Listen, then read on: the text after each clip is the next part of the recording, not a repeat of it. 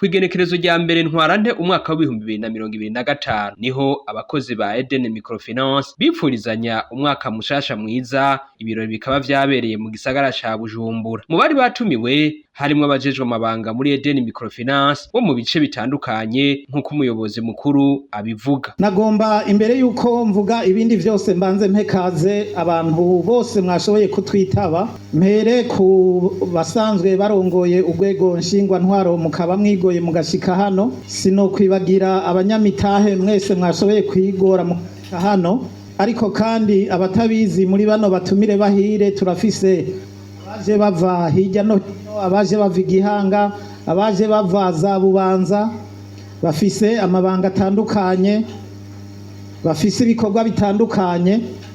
Kuba mwigoye mukaza tukabatera kamo mugashikano kuri uno munsi, twagomba tubanze tubibashimire kandi tubahe kaze muri kino kibanza. Mwijambo ryiwe ry'ikaze Nicingereye Richard yasavye abakozi kunezerererwa uwo munsi. Mu buzima twebwe dusanzwe dukora muri bino bikorwa duhura n'ibibazo vyinshi.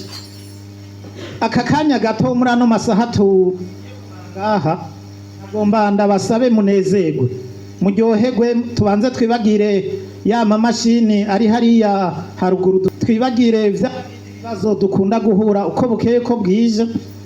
Kano kanya kabanze gahite, tuvuge tuti wa mwaka nurengane, duhe kaze uwundi mwaka mushasha.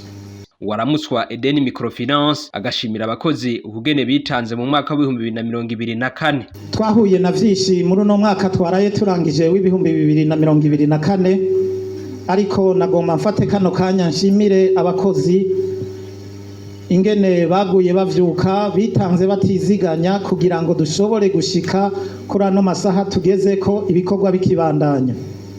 Hariho abavyuka butaraca bagasubira muhira abana bamaze kuryama batakibabona. Ntitwokora uno munsi mukuru ngo ndeke gufata kano kanya ngo ndabashimire, ariko kandi mvuge ngo uwakoze neza abandanye akora neza.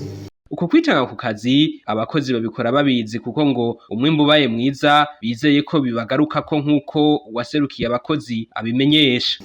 Abandi bakunda kuba aho bari basaba ngo kongeza, ariko twebwe ntitubikunda. Turazi iyo twongereza, kongeza ni mu nguvu.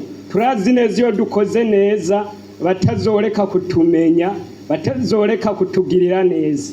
Nico gituma abakozi ba Eden Microfinance umuntu wese n'umunebwe tumuhamagarira gukora, kuko muri Eden ntitugomba abanebwe, tugomba abantu bakora kugira ngo ihangiro bene ishira hamwe bashizeho natwe dukomeze kugira ngo dushobore kurishikako. Uburongoye urwego nshingwa ntwaro Ndizeye Chantal yateye intege abakiriya ba Eden Microfinance. Tukaba duteye intege abakiriya ba Eden. Eden iri ku muvuduko udasanzwe nk'uko mwabivuze nuko mwabivugiye mu mfunyofunya, ariko twifuza ko abakiriya ba Eden turabasengera kandi namwe turazi ko mudusengera. Abakozi ba Eden barabasengera, natwe turabasengera. Rero ico gisabisha Imana ntishobora kukigumiza kure yayo, kiri ku mutima w'Imana. Bamwe mu bamaze gushigikirwa na Eden Microfinance barashima, aho twovuga nka Eric avuga ko yatanguje imiliyoni 5 ariko ubu akaba ageze ku rugero ruteye igomwe. Eden Microfinance ico nayikundiye nkuserukira abakiriya, uvuga rimwe bakumva gatanu, wagenda iburyo bakagusangayo aho abandi baca bagenda ibubamfu. Kimwe rero nivyo Eden Microfinance jewe yo nibereye mu itasha ndiko ndakoresha abakozi, ndi muri ba bantu bakurikirana gwa rubuto muhejeje kudushikiriza gumuceri. Iyo amahera nziga ko ari kuri konte kanje nca ngenda nkegera wari mikashe Eden kashe yaje hageze, naho nyene nko koma amashi menshi. Eden Microfinance woyibaza umaze gukorana nayo, jewe saho gusa baraje indongozi zayo zihitiye zirashikaho turangurira imirimo. Mwubahwa murongozi mushasha twebwe abanywanyi ba Eden Microfinance benshi bagizwe n'ibikorwa kandi namwe twabibonye muri abagabo bijunja n'ijambo mushoboye twagomba tuzobasabe hajya mu biro ego ni vyiza mwarabishikirijwe ariko muzotube hafi haba mu bikorwa turangura mudukebure haba tuje kubitura kudufaranga mutunyarukirize nkuko vyahora ariko rero murabe aho twatanguye nk'umuyobozi yarahitiye burya yaramenye umushiko utari muto naho ari mu yandi mabanga natwe muzorabe nk'igihe kiza nk'abanyamugambi bibaye ngombwa mugabishikira nko ku myaka 2 cyangwa 3 naco twogishima gusumba.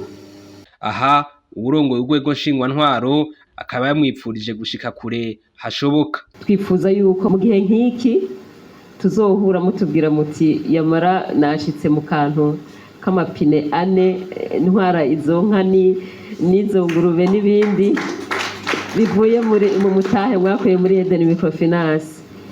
Ngira igisabo canyu umuyobozi yavyumvise twibaza ko tuzomushigikira.